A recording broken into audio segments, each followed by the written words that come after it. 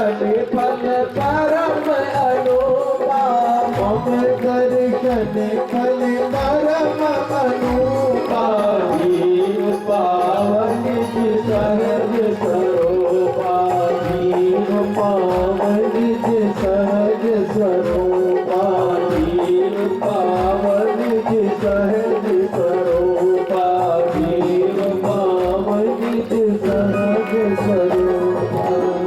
कथा आती है कि छज्जूमल अब तो भगवान के दर्शन के लिए तड़प रहे। ऐसा नहीं है कि भगवान का ज्ञान ही होना चाहिए, नियम होना चाहिए। अरे भगवान तो ये कहते हैं कि मेरे प्रति अपनापन होना चाहिए। अगर अपनापन हो जाए तो भगवान कहते हैं कि भले ही कैसे भी हो हम उसके पास में पहुंच जाए, लेकिन अपनापन हो।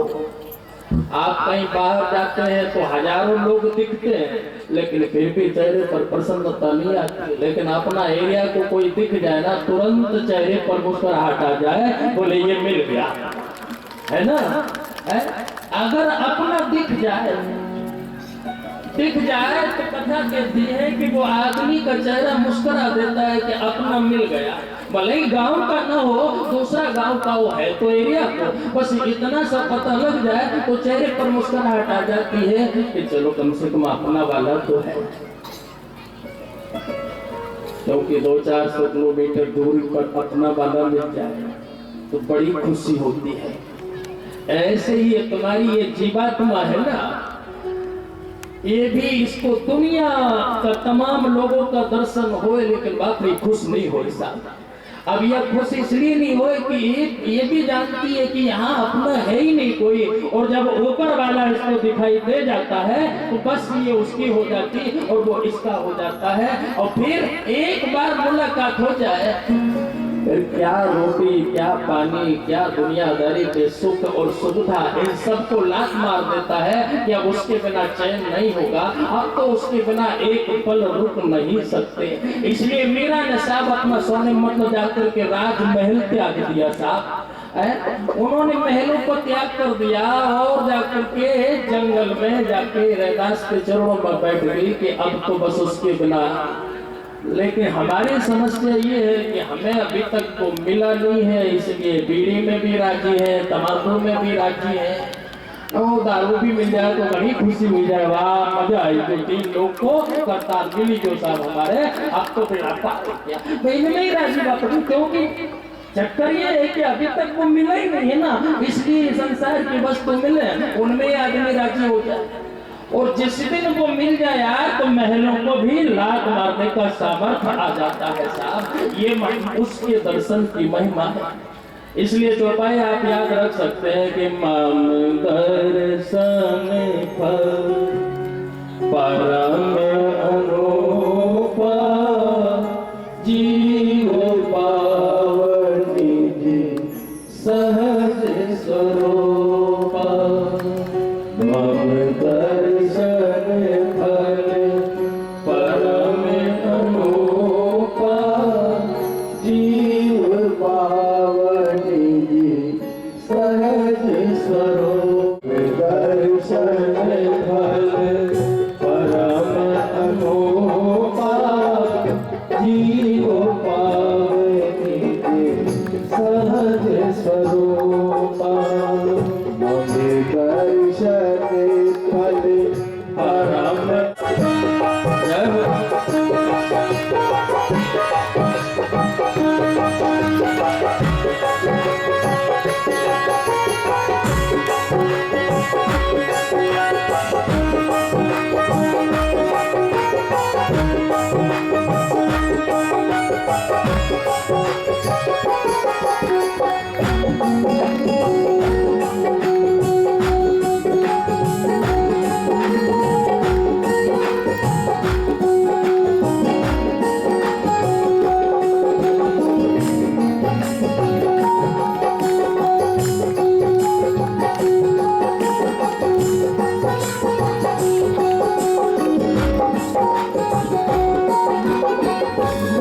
दर्शन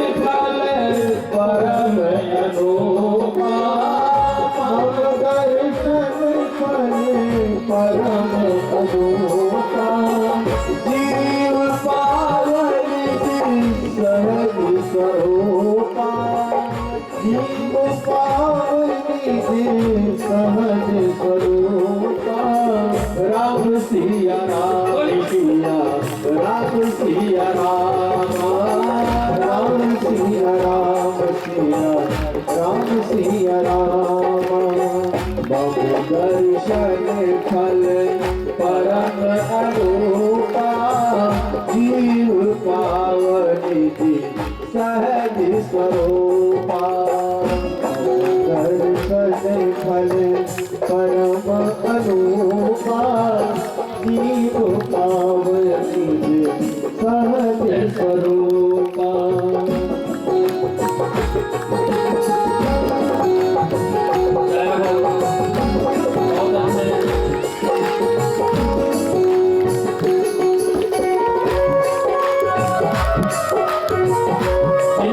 दर्शन हो जाए बेड़ा पार हो जाता है।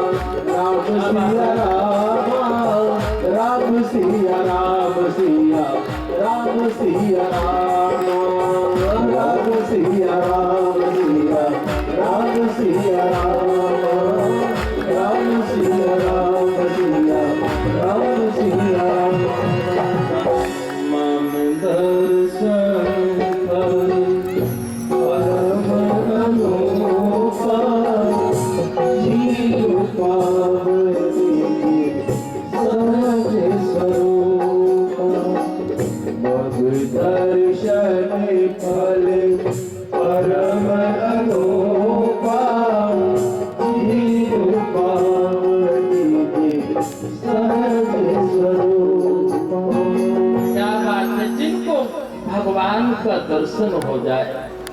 और एक बात का ध्यान रखना, दर्शन के बाद में एक और घटना घटती है कि पहचान हो जाए।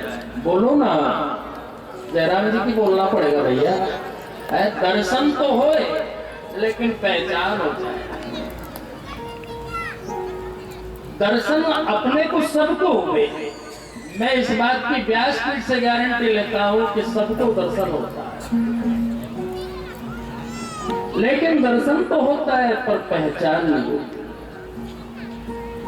और जब तक पहचान नहीं होएगा तब तक कल्याण हो नहीं सकता है। अब पहचान अगर नहीं हो तो कल्याण होगा नहीं। पहचान के लिए क्या करना चाहिए? पहचान के लिए आंख की व्यवस्था करना चाहिए। आंखें कहीं से उधार लेना चाहिए। जयराम जी के को अब आप कहोगा कि ये कौन पहली बार सुन रहा है कि आंखें भी उधार ली जाती है। और ये बात सच है कि आंखें उधार लेना पड़ती है, क्योंकि अपने पास में तो वो है नहीं। आपको हम बताएं, अर्जुन ने श्री कृष्ण भगवान से आंखें उधार ली थी कि नहीं? भगवान ने कहा था कि इन आंखों से तुम्हें नहीं दिखेगा, हम आपको आंख दे रहे हैं। व्यास जी ने संजय को आंख दी थी और संजय को महाभारत का युद्ध दिख गया। कृष्ण ने अर्जुन को आंख दी थी तो अर्जुन को भगवान का विराट रूप का दर्शन हो गया। सुखदेव ने परीक्षित को आंख दी तो मुक्ति का धाम मिल गया। और मीरा को रैदास ने आंख दी तो उनके सामने बंसी वाला नृत्य करते दिखाई दे गया। वो आंख अगर कोई दे दे तो बेड़ा पार हो जाए। दर्शन तो हुए लेकिन पता कौन बताए, पहचान कौन कराए। दो चीजें हैं पहचान के लिए, या तो आंख मिल जाए तो स्वतः पहचान जाए, और या कोई ऐसा सद्गुरु मिल जाए तो हाथ पकड़ के बता दे ये ले तुम संभाल, इसके काम बन जाए। तुलसीदास जी को ये मिला था, कौन मिला था? हनुमान मिल गया। तुलसीदास जी महाराज क्या कर रहे हैं? तुलसीदास जी ने हनुमान जी की पूजा करी और पूजा करने के बाद में कहा कि बाप एक बार राम जी का दर्शन करवा देना। उन्होंने कहा करवा देता। तो तीन बार राम जी उनके सामने निकल गए। तुलसीदास जी बोले यार लोग झूठ बोले ये तो चले, लेकिन देवता भी झूठ बोले यार ये अभी मालूम पड़ा। हनुमान जी ने कहा मैं झूठ बोलता हूँ? बोले और नहीं तो क्या यार, 3 दिन से परेशान कर रहे हो। वो रोज कहते हो कि राम जी आएंगे राम जी आएंगे, लेकिन राम जी तो आते ही नहीं। उन्होंने कहा कि तुम्हें दिखते ही नहीं, हम क्या करें? बोले यार मेरे को तुम झूठा बता रहे। हनुमान जी ने कहा यार तुम भी तो कम थोड़ी हो, तुम मुझे झूठा बता रहे। मैं तो रोज भेजता हूँ कि ठाकुर जी चले जाओ, ये बाबा बेचारा चंदन घिस घिस के परेशान है, इसलिए आप चले जाओ। आपको शायद दुआ भी याद है कि चित्रकूट के घाट पे भाई संतन की भीड़ और तुलसीदास चंदन घिसे तिलक करे रघुवीर। 3 दिन से रोज राम जी तिलक कर जाए लेकिन उनके मालूम नहीं। जिनने रामायण जी लिखी कि तुलसीदास जी महाराज उनके पास में रोज तिलक कर जाए। मैं क्या बताऊं, ऐसे ऐसे लोग हैं कि जो रोज भगवान से मुलाकात करते हैं, लेकिन पहचान हो जाए तो क्या बात है, मजा आ जाए। पहचान होती तो हनुमान जी को तुलसीदास जी कह रहे कि तुम झूठ बोलते हो। हनुमान जी ने कहा बाबा मैं झूठ नहीं बोलता हूँ, सच कहता हूँ कि रोज तेरे पास में आते हैं, मेरे ठाकुर रोज तिलक करते हैं, लेकिन तुमको दिखाई नहीं देते हैं, तो इसमें मेरा क्या कसूर है? बोले तुम मुझे गुरुजी बना लो और तुम मेरे चेला जी बन जाओ। कोई फर्क नहीं पड़ता है अगर मैं आपका चेला बन जाऊं और आप हमारे गुरुजी बन जाओ। बस शर्त एक है कि मुझे ठाकुर जी को पकड़ाना, ठाकुर जी को बताना। उन्होंने कहा बिल्कुल पक्की बात है साहब, हो गई साहब, मुलाकात अच्छी हो गई। कहते हैं कि तुलसीदास जी ने कहा, हनुमान जी ने कहा कि देखो भैया मैं ना तुम्हारे पास में तो नहीं रहूंगा, दूर एक पेड़ पे बैठा रहूंगा, और जब वो तिलक करेंगे तुम्हें ये दोहा तुम्हें सुनाऊंगा, और जब दोहा सुनाऊं ना तो उसी समय उनका हाथ पकड़ लेना, काम तुम्हारा बन जाएगा, इतना सा कर लेना। बोले इशारे काफी है। और गुरुजी करे क्या? यही तो करे कि इशारा कर दे कि भैया ये समाप्त। कोई कोई समझदार होता है तो गुरुजी का इशारा समझ जाता है, और कोई कोई ना समझ होता है इशारा तो ठीक है, हाथ में हाथ पकड़ा दे फिर भी सूझ नहीं पड़े हुए, तो फिर गुरुजी भी क्या करे? देनी थी लागी नहीं बांस नली में फूंक, और गुरु बेचारा क्या करे? चेले माही चूक। अब चेला में ही इतनी ना समझी नहीं तो फिर गुरु जी बेचारा करे क्या? तो कथा आती यहाँ पर भगवान की कृपा हो गई, बड़ी अच्छी कृपा हो गई। जैसे ही यहाँ पर भगवान राम जी आए और जैसे वो तिलक करने लगे तो तुलसीदास जी के सामने आकर हनुमान जी तो बैठे थे पेड़ पर, उन्होंने जोर से आवाज लगा दी कि चित्रकूट के घाट पे भई संतन की भीड़ और तुलसीदास चंदन से तिलक करे रघुवीर। और जैसे ही रघुवीर करा तुरंत हाथ पकड़ लिया। बोले बस बहुत हो गई तुम्हारी दादागिरी, अब नहीं चलने वाली है। राजकुमार के रूप में भगवान थे। भगवान ने कहा क्या कर रहे बाबा, तुम हाथ पकड़ रहे हो? बोले हाँ हाथ पकड़ रहा हूँ। बोले अरे मैं कोई काम खराब थोड़ी कर रहा हूँ, मैं तो तिलक लगा रहा। उन्होंने कहा भले ही तिलक लगाओ लेकिन मैंने जान लिया तुम्हें। राम जी ने कहा जान लिया? बोले हाँ जान लिया। बोले कैसी गारंटी दे रहे जानने की? बोले वो बैठा है सामने। और जैसे हनुमान जी को देखा राम जी मुस्कुरा गए। बोले बाबा तूने जान लिया, अब तो छोड़। जान लिया है तो बस जना दिया। तो जो जनाने का काम कर दे वही तो सदगुरु है। तो या तो आंख मिल जाए सदगुरु के द्वारा, या सदगुरु ही हाथ पकड़ करके दे दे तो अपना बेड़ा पार हो जाता है। नहीं तो उसकी फिर तीसरी बात यह है, उसकी कृपा आ जाए, वो ही आ जाए। ले तेरे घर में मैं ही आ जाता। ये तीन बातें ध्यान रखना भैया। या तो आंख मिल जाए, या इशारा मिल जाए, या वही अपना घर में आ जाए तो बस काम चल जाए। वही अपना घर में आए तो इसको समझ लेना कि वो खुद ही कृपा करने आ गया। कृपा का मतलब क्या होता है? देखो मैं ऐसे समझाने की कोशिश करता हूँ कि जैसे तुम्हारे घर में कोई नौकर नौकरी कर रहा है ना, अब उसको तुम 10,000 रुपया साल को दो तो ये तो हो गई मेहनताना, उसकी हो गई नौकरी। अब नौकरी हो गई, अब उसको उसके ऊपर ना तुम एहसान कर रहे ना वो तुम्हारे ऊपर एहसान कर रहा, क्योंकि तुम काम वो काम कर रहा है, तुम पैसा दे रहे।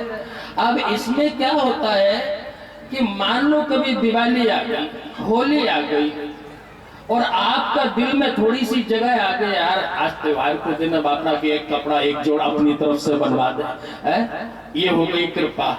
कहीं कहीं कोई आदमी ऐसा करे कि नहीं, रोज बेचारो अपना घर तक पैदल आए, वो दिवाली के रूप में एक गिफ्ट देते हैं, चलो भाई इसके एक मोटरसाइकिल दे दो, ये कृपा हो गई। अब आप 10,000 को मोटरसाइकिल खरीदे, लेकिन कृपा सेठ की हो गई तो कृपा हो गई। ऐसे ही अगर मान लो सेठ और बड़ा है, फैक्ट्री मालिक है, तो उसने कह दिया यार ठंड का टाइम में भी बेचारो आए, बरसात में भी आए, चलो इस मोटरसाइकिल नहीं एक कार दे दो, तो कार में रोज बैठ के आएगा, रोज जाएगा, अपना काम कर लेगा।